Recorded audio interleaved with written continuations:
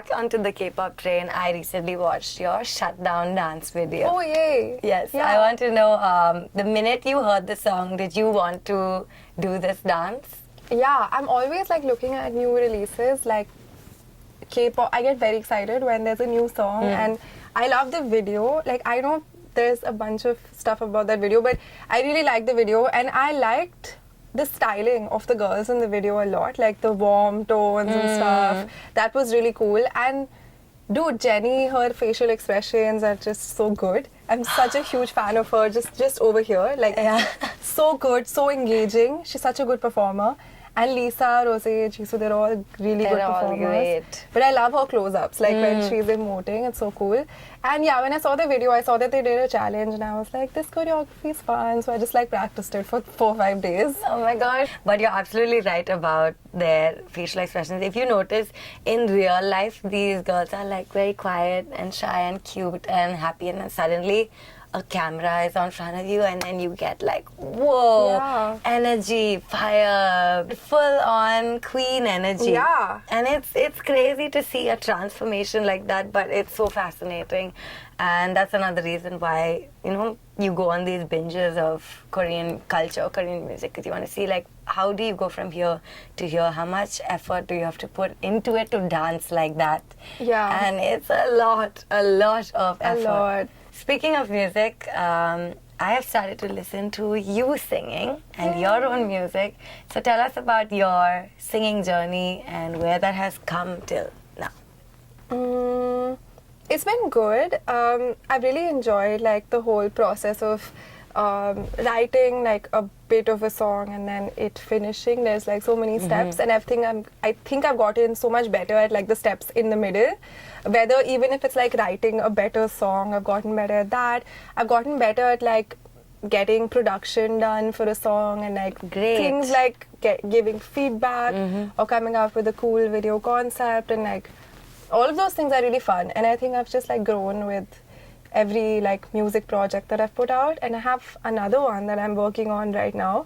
Have you always been into singing? And like when you were young, did you sing in front of your parents or something like that? Oh, I'm very shy. Like I've always been very shy as a child, at home especially.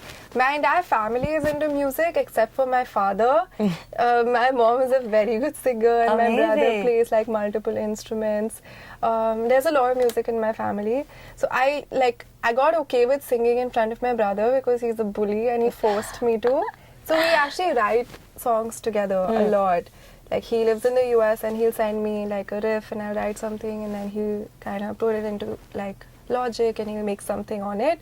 So we write together a lot. Oh, that's so nice. Yeah.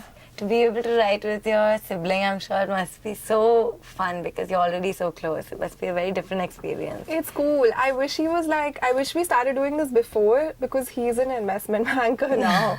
So if it would have worked out, like we could have probably done more. You know? But it's okay. Like he still does it, so it's awesome. That's great, as long as he keeps doing what he loves. Yeah. Are you planning on, do you think you'll ever go into that phase of singing on stage? And is that in your trajectory? Yes, I have a band and we've like been rehearsing, and like we've made a set of like all of my songs so far. Wow. So anytime we get something like a cool opportunity, like we're good to go. Ready? Oh my gosh, that's so cool. Okay, let's talk about cello. Yeah. So tell me about how you created the song. What was the idea that, you know, made this come about?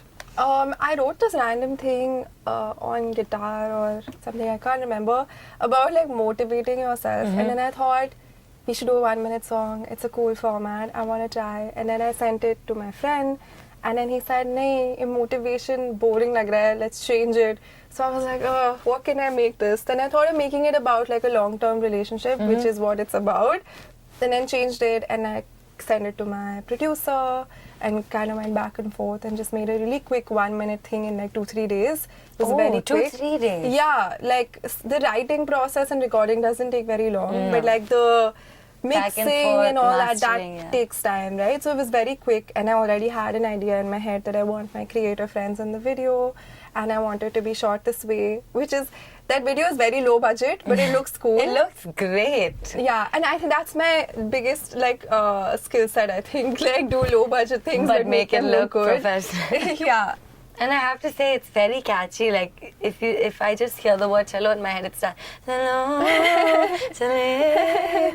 it's really catchy. And that's something that's very hard to do, actually, as a musician, to have something that will ring in people's heads. And I think that you do it well, and you do it great. I'm not doing it consciously. I have no clue. And that's how it should be.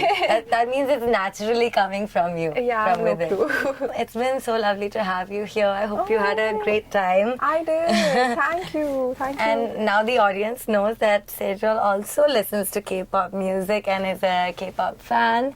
And if you haven't seen her Shutdown dance video, you should go watch it right now. Oh yeah, and I have this like old video, in which it's a skit about like how you become a K-pop fan.